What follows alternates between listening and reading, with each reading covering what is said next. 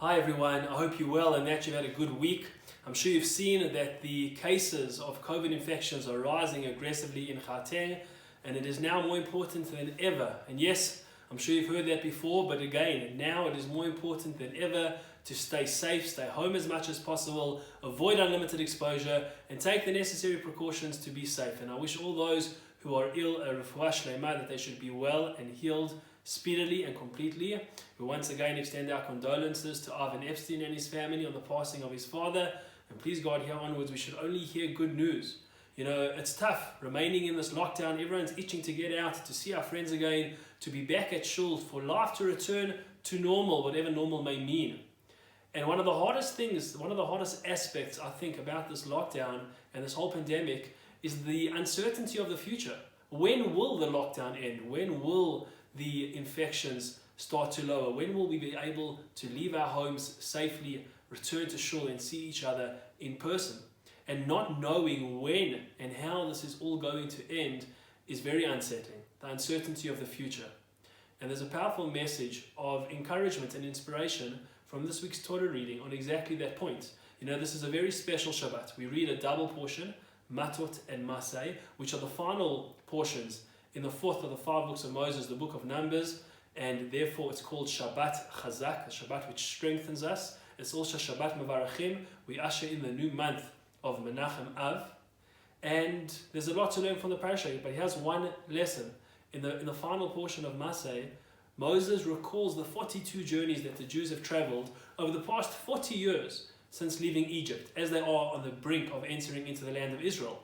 Now we know that it wasn't originally supposed to take so long, but after the sin of the spies and the Jews questioning God's ability to bring them safely into the land of Israel, God punished them with the consequence that they would spend the remaining 39, totaling 40 years in the desert, for that whole generation to pass away before the next generation would enter into the land of Israel. And from here, we know that the Jews ever since have been a wandering nation. Just as they wandered in the desert for 40 years, we've always, in a certain sense, been wandering and traveling ever since. But here's the catch. If you look at that list of the 42 pit stops along the way from Egypt to Israel, you might notice that the first 11 of them took place in the first year of the Exodus from Egypt.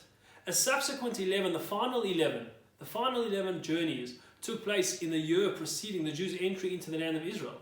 So that means that in the middle 38 years of the wandering in the desert, the Jews only traveled 20 times. There were only 20 trips in 38 years. It's not like they were packing up camp each morning, settling each evening and packing up again the next morning. In fact, the sages tell us that in one location they stayed for 19 years alone.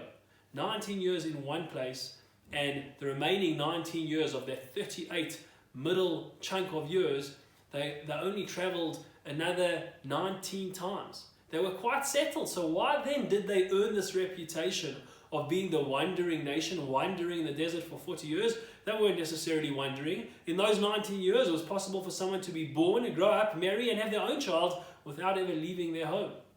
Why were they this wandering nation? Because they never knew what was coming next. They could never truly settle, because at any given moment, the clouds of glory, God's clouds of glory that were escorting and leading them through the desert, could pick up and move on, and they would follow. So each night when they went to sleep, they never knew if that was perhaps their last night at that destination. They could have slept for 19 years, thinking tomorrow morning we might be packing up and moving. We never know. And the truth is, we never know. And perhaps that was the lesson that God was trying to teach them and trying to teach us. We've never known what the future will bring. We call these times we're living in uncertain times, but all times are uncertain. We never are certain about what the future is going to bring for us. The only thing we're certain of is that God will lead us through it. Just like through the clouds of glory, He led our ancestors through the desert.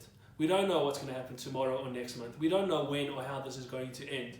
But we do know that God is leading it. God is guiding us. And as I've said before, and you've heard many times, if Hashem brought us to it, He will bring us through it. So hang in there, stay strong, stay safe, and remain optimistic and faithful. That as much as we don't know what's going to happen, we do know that Hashem is here with us, and He will be there for us, and will please God bless every one of us with health and prosperity. I wish you Shabbat Shalom and Chodesh Tov.